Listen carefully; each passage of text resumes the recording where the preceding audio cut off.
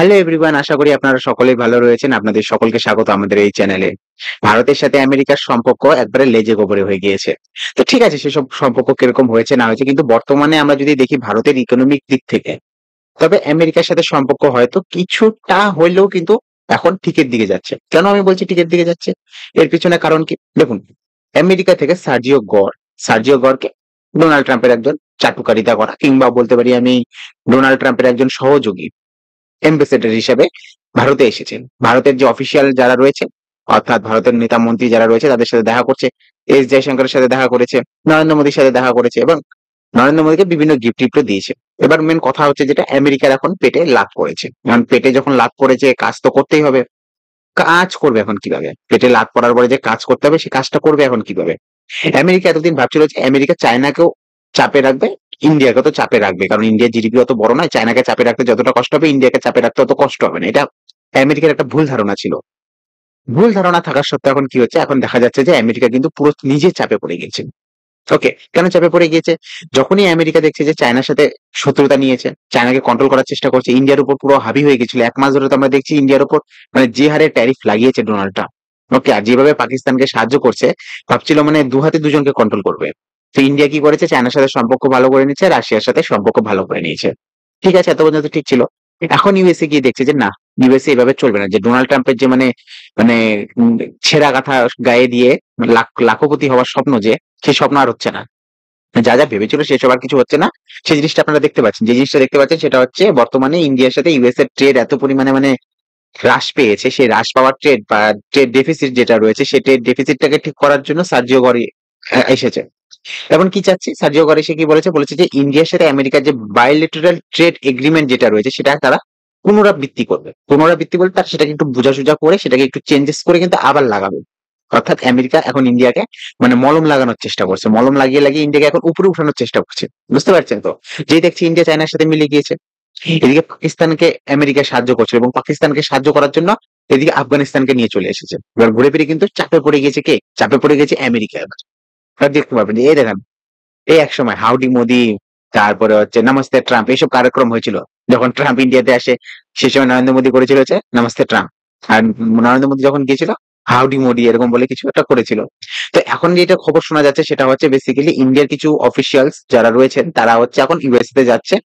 তাদের সাথে যে বায়োলেটারাল ট্রেড এগ্রিমেন্ট রয়েছে, সেই এগ্রিমেন্টটাকে দেখার জন্য, যে কিরকম কিরকম নেক্সট এগ্রিমেন্ট হবে। ডোনাল্ড ট্রাম্পের মেন টার্গেট ইন্ডিয়া। ইন্ডিয়াকে কেন টার্গেট করছে? ডোনাল্ড ট্রাম্প ভাবছিল যে চায়না তো অ্যাকচুয়ালি ড্রাগন হয়ে গিয়েছে। চায়না আগে থেকেও ড্রাগন, আর এখনো ড্রাগন হয়ে গিয়েছে। ওকে, ড্রাগন হয়ে গেছে তো ঠিক আছে, কিন্তু আমেরিকা চাচ্ছে না দ্বিতীয় কোনো বড় একটা কান্ট্রি কিন্তু নিজেকে তুলে ধরুক। সেটা হচ্ছে ইন্ডিয়াকে নিয়ে ভয়। কারণ ইন্ডিয়ার জনসংখ্যা বেশি, পপুলেশন বেশি, গ্রোথ রেট বেশি। সুতরাং কি ইন্ডিয়াতে যাতে এরকম কোনো ঘটনা না ঘটে, সবই ঠিক আছে। এখন বুঝে গিয়েছে ট্রাম্প যে চায়নার সাথে কি বন্ধুত্ব করে থাকা যাবে না। বন্ধুত্ব করতে গেলে ইন্ডিয়ার সাথে বন্ধুত্ব করতে হবে, চায়নাকে কভার করতে। ওকে, চায়নাকে কভার করতে ইন্ডিয়ার সাথে বন্ধুত্ব বজায় রাখতে হবে। এবার ইন্ডিয়ার সাথে বন্ধুত্ব রাখতে গেলে কি করতে হবে? ইন্ডিয়াকে বন্ধু বানাতে হবে, চায়নাকে শত্রু বানাতে হবে। এবার চায়নাকে শত্রু বানানোর জন্য ডোনাল্ড ট্রাম্প কি করেছে? 100% ট্যারিফ লাগিয়ে দিয়েছে। এবার 100% ট্যারিফ মানে, আপনার জিনিসটা ভালো করে বুঝুন, 100% ট্যারিফটা কি জিনিস? 100% ট্যারিফটা হলে এরকম একটা বিষয়, সেটা হচ্ছে যে আপনি একটা পণ্য বানালেন যার দাম 100 টাকা। ওকে, 100 টাকার পণ্যটা আপনি আমেরিকাতে পাঠালে, আমেরিকান গভর্নমেন্ট তার উপর 100% ট্যারিফ লাগাবে। ট্যারিফ মানে যত টাকা আপনার দাম, তার সেম অ্যামাউন্ট কিন্তু তার উপর ট্যাক্স লাগবে। 100 টাকা দাম হলে তার উপর 100 টাকা ট্যাক্স, মানে 200 টাকা দাম হয়ে যাবে। ওকে, হচ্ছে 100% ট্যারিফ লাগিয়েছে কার উপর? চায়নার উপর। ওকে, এছাড়া যে জিনিসটা রয়েছে, এবার ইন্ডিয়ার সাথে ডোনাল্ড ট্রাম্পের একটা কথাবার্তা হচ্ছে। সেই কথাবার্তাটা হচ্ছে যে ইন্ডিয়া যেসব জিনিস পাঠাচ্ছে, তার পরিমাণ তুলনামূলকভাবে বেশি। আর আমেরিকা থেকে যেসব জিনিস কিনছে, তার যে কোয়ান্টিটিটা রয়েছে, পরিমাণ বলতে পারি, সেটা কিন্তু তুলনামূলকভাবে কম। কেন বলছি কম? দেখুন, জিনিসটা বুঝতে হবে যে ইন্ডিয়া বেশি পরিমাণের জিনিসপত্র আমেরিকাতে পাঠায়। আমেরিকার টার্গেটটা বুঝবেন ডাইরেক্ট। হ্যাঁ, আমেরিকা নিজেকে প্রচুর চতুর মনে করে। এরা মনে করে কি, ইন্ডিয়া আমাদেরকে কি বিক্রি করতে পারে বেশি থেকে বেশি?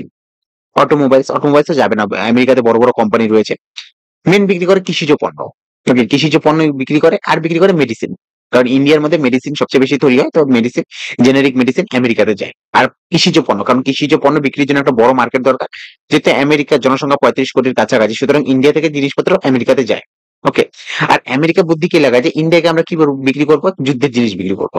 ওকে, কেন যুদ্ধের জিনিস বিক্রি করবো? তারা ভাবে যে ইন্ডিয়া যদি 100 টাকার মাল আমাদেরকে পাঠায়, ঠিক আছে পাঠাক না। কতদিন পাঠাবে? 1 বছর, 2 বছর, 3 বছর, 4 বছর। আমরা কি করবো? ইন্ডিয়াকে একটা ফাইটার প্লেন বিক্রি করে দিব। ওকে, একটা হচ্ছে ডিফেন্স সিস্টেম বিক্রি করে দিব, রাইফেল বিক্রি করব, এইসব বিক্রি করে কি করবো আমরা? ইন্ডিয়াকে থেকে যদি ইন্ডিয়া যদি বিক্রি করে দিই ইন্ডিয়াকে, তবে কি হবে? আমাদের যে ওই ইন্ডিয়া যত টাকায় পাঠাক না কেন, একটা ফাইটার প্লেনের দাম কত বস্তা চাল দিয়ে আপনি মাপ, কিন্তু যত বস্তা চাল পাঠাবে তার থেকে বেশি পরিমাণ টাকা কিন্তু ইন্ডিয়া থেকে নিয়ে নেয় এই ডিফেন্স ডিল গুলোর থেকে। কিন্তু আমেরিকার সমস্যা যেটা হচ্ছে যে আমেরিকা দেখছে যে বেশ কিছু বছর ধরে ইন্ডিয়া কি করছে, আমেরিকা থেকে জিনিস কিনছে না। S-400 ডিফেন্স সিস্টেম সেটা কার কাছ থেকে কিনে নিয়েছে? রাশিয়ার কাছ থেকে কিনছে। যুদ্ধ বিমান আমেরিকা বারবার বলছে F-35 F-35 F-35 নেন। কাকে নিতে বলছিল? ইন্ডিয়াকে নিতে বলছিল, ইন্ডিয়া নেয়নি। ওকে, ইন্ডিয়া কি নিয়েছে? রাফেল নিয়েছে ফ্রান্সের থেকে। তো আমেরিকা যে প্ল্যানটা করেছিল সেই প্ল্যানটা মানে আমেরিকার মন পছন্দ হচ্ছিল না, যে ইন্ডিয়া আমাদেরকে জিনিস পাঠাচ্ছে পাঠাক, যত পণ্য পাঠানোর পাঠাক, আমরা শুধু কি করবো, ডাইরেক্ট আমরা কিন্তু ফাইটার প্লেন বিক্রি করবো, এই বিক্রি করবো, অস্ত্র বোমা এইসব জিনিস বিক্রি করবো, আমাদের টাকা পুরো উঠে আসবে। কিন্তু ইন্ডিয়া এটাতে জল ঢেলে দিয়েছে। ইন্ডিয়া আমেরিকা থেকে না কিনে অন্যজনের কাছ থেকে কিনছে। তো আমেরিকা দেখছে যে মা এরা তো আমাদের কাছে জিনিসপত্র পাঠিয়ে দিল, এবার আমরা যখন জিনিস বেচতে যাচ্ছি সেই জিনিসটা আমরা বেচতে পারছি না। তো এটার জন্য আমেরিকা পুরোপুরি ভাবে কিন্তু ইন্ডিয়ার উপর খচে ছিল। তো এই জন্য দেখতে পাচ্ছি আমরা যে সার্জিও গড়ে হচ্ছে, সার্জিও গড় যাকে হচ্ছে ডোনাল্ড ট্রাম্প পাঠিয়েছে ইন্ডিয়ার যারা অফিসিয়াল রয়েছে, প্রধানমন্ত্রী যারা রয়েছে তাদেরকে একটু মন বোঝানোর জন্য। আর প্রধানমন্ত্রীর মন বুঝাই টুজাই করেছে, এবার একটা দেখলাম হচ্ছে সাইন করা ইয়েও দিয়েছে, ফটো দিয়েছে, সবকিছু ঠিক আছে। জয়শঙ্করের সাথে মানে ভারতের ফরেন পলিসিটা ভারত এরকম ভাবে সাজাইছে। হ্যাঁ, একদিক দিয়ে আমেরিকা লাফালাফি করছিল, চায়না নিয়ে আমেরিকাকে চুপ করিয়ে দিয়েছে। অপরপক্ষে পাকিস্তান লাফালাফি করছিল এবং পাকিস্তানকে চুপ করাতে গিয়ে কি করছিল? আফগানিস্তানকে শেল্টে দিয়েছে। ওকে, আফগানিস্তানের সাথে বন্ধুত্ব করে এদিকে খেলা বদলে দিয়েছে। তো এটা দেখতে পাচ্ছেন যে সার্জিও কর আমাদের অফিসিয়ালদের সাথে কথাবার্তা বলেছে। এছাড়া আমাদের যে বেসিক্যালি ইয়ে রয়েছে, কমার্স মিনিস্ট্রি রয়েছে, কমার্স মিনিস্ট্রির সাথে কথাবার্তা বলছে যে তারা বলছে যে ভারতের সাথে আমেরিকার ট্রেড ডেফিসিট রয়েছে, অর্থাৎ ট্রেডে ঘাটা রয়েছে। 100 টাকার মাল পাঠালে 20 টাকার মালই ইন্ডিয়া কিনছে আমেরিকার কাছ থেকে। সুতরাং ইন্ডিয়া কিন্তু লসে, ইন্ডিয়া তো লাভে রয়েছে, আমেরিকা লসে রয়েছে। তো এর জন্য ইন্ডিয়াকে কি বলা হয়েছে? ইন্ডিয়া কি বলেছে? ইন্ডিয়া বলেছে যে ঠিক আছে, আমরা কি করবো এখন আমেরিকা থেকে রিনিউয়েবল এনার্জিস কিনবো, রিনিউয়েবল এনার্জি এছাড়াও গ্যাস, কারণ ইন্ডিয়াতে গ্যাসের পরিমাণ দরকার বেসিক্যালি। আমেরিকার কাছে যেসব গ্যাস রয়েছে ন্যাচারাল গ্যাস, সেই ন্যাচারাল গ্যাস ইন্ডিয়া কিনবে, আর রিনিউয়েবল এনার্জিস কিছু কিনবে। ওকে, মানে অপ্রচলিত যেসব জিনিসগুলো রয়েছে, যেমন বায়ুকল হতে পারে, বায়ুকলের মেশিন পত্র বা সোলার ইকুইপমেন্ট চায়না থেকে আসছে, কিন্তু আমেরিকা থেকেও কিনতে পারে। ওকে, যাতে ট্রেডটা ডেফিসিটটা যাতে কমে। 100 টাকার মাল ইন্ডিয়া এখান থেকে পাঠাচ্ছিল, তার পরিবর্তে 20 টাকার কিনছিল, এখন হয়তো 40 টাকার কিনবে, তো ট্রেড ডেফিসিটটা কমানোর জন্য। বাট আমেরিকা থেকে তেল কিনবে না। আমেরিকা প্রতিবার কি করে, বিভিন্ন যে মিডল ইস্ট কান্ট্রি গুলোর মধ্যে মারামারি শুরু করে, তাদেরকে কি করে, অস্ত্র দেয়, এবং অস্ত্র দেওয়ার বদলে তারা কি করে, সেই দেশগুলো থেকে তেল নিয়ে নেয়। আমেরিকার কাছে যত পরিমাণ তেল আছে তার থেকে বেশি পরিমাণ কিন্তু তেল তারা কি করেছে, সঞ্চয় করেছে। সঞ্চয় মানে বিভিন্ন জায়গায় ডিপো বানিয়েছে। ডিপো বলতে সঞ্চয় কার্য করে, মানে বিভিন্ন জায়গায় তেল যাতে সংগ্রহ করে রাখা হয়। মানে যখন এই তেলের দাম কমে যায়, যেমন করোনার সময় তেলের দাম কমছিল, সে সময় প্রচুর পরিমাণে তেল কিনে কি করেছে, তারা স্টকে রেখেছে। ওই স্টকে রেখে কি করে, তারা ধীরে ধীরে বিক্রি করে মালটা, মানে তেলটাতে তারা কন্ট্রোল রাখার চেষ্টা করে। তো আমেরিকা ইন্ডিয়াকে কি বলেছিল, ইন্ডিয়াকে বলেছিল যে আমেরিকা থেকে তেল কিনতে, বাট আমেরিকা থেকে তেল কিনলে সেটা দামি হতো, দাম বেশি পড়তো। সেই জন্য ইন্ডিয়া কি করেছে, রাশিয়ার থেকে তেল কিনেছে, বা ভালোই করেছে, খারাপ তো আর কিছু করেনি। তো এত পর্যন্ত ঠিক ছিল। এখন বেসিক্যালি চায়নার সাথে সম্পর্ক খারাপ হয়েছে ইউএসএ ধীরে ধীরে ইউএসএ বুঝতে পেরেছে যে চায়নাকে নিয়ে সংসার করা যাবে না। চায়নাকে নিয়ে আর সংসার করা যাবে না। সংসার করতে গেলে ইন্ডিয়ার সাথে সংসার করতে হবে, চায়নাকে নিয়ে করা যাবে না। এছাড়াও যে বেসিক্যালি গাজা পিস প্ল্যান যেটা বলা হচ্ছে, যে মানে ইসরায়েল এবং গাজার মধ্যে যে পিস প্ল্যান, মানে শান্তি স্থাপন, সেটা ডোনাল্ড ট্রাম্প করাচ্ছে। আর এই শান্তি স্থাপনের জন্য কিন্তু বেসিক্যালি ডোনাল্ড ট্রাম্প যেখানে একটা মিটিং হবে, সেই মিটিং এ কিন্তু নরেন্দ্র মোদীকেও ইনভাইট করা হয়েছে, বাট নরেন্দ্র মোদী হয়তো যাবে না। যতটা মনে হচ্ছে যে নরেন্দ্র মোদী যাবে না, আর হয়তো কোনো অফিসিয়ালরা যাবে গাজা পিস প্ল্যানের জন্য। আর ডোনাল্ড ট্রাম্পের যে নোবেল প্রাইজের জন্য ইচ্ছা জেগেছে মনের মধ্যে, নোবেল প্রাইজের জন্য ইচ্ছা জেগেছে কেন, যে আমি গোটা বিশ্বের মধ্যে, মানে একটা ব্যক্তির মনে যখন সবকিছু থাকে, রুটি কাপড়া মাকান সবকিছু থাকে, তখন সে কি চায়, পাওয়ার চায়, সমাজের মধ্যে একটা নিজের স্থাপত্য চায়। তো ডোনাল্ড ট্রাম্পের ওরকম সবকিছু রয়েছে, তিনি প্রেসিডেন্ট 2 বার হয়ে গেছে, এত কিছু করে ফেলছে, এখন ডোনাল্ড ট্রাম্প বলছে আমার নোবেল প্রাইজটা লাগে। ব্যারাক ওবামা নোবেল প্রাইজ নিয়েছিল, তো আমাকেও নোবেল প্রাইজটা লাগে। তো ওই জন্য এতগুলা মানে এত শান্তি স্থাপন টাপন সবকিছু করে, কারণ নেক্সট ইয়ার হয়তো তাকে নোবেল পিস প্রাইজ দিতে পারে। ওকে, নোবেল কমিটি যেটা রয়েছে, যারা হচ্ছে প্রত্যেকটা ব্যক্তিকে যাচাই করে যে কে এই নোবেল প্রাইজের জন্য উপযুক্ত। কিভাবে না হবে সেটা কিন্তু দেখার বিষয় রয়েছে। বাট আমরা বলবো যে আপনারা আমাদের চ্যানেলটাকে লাইক কমেন্ট সাবস্ক্রাইব করতে পারেন, কারণ আমরা এখানে বিভিন্ন ইন্টারন্যাশনাল বিষয়গুলোকে নিয়ে কিন্তু আলোচনা করি, যেগুলো আপনাদের সহজে যাতে আপনারা বুঝতে পারেন, সেই বিষয়টাতে কিন্তু আমরা অনেকটা ধ্যান দিয়ে রাখি।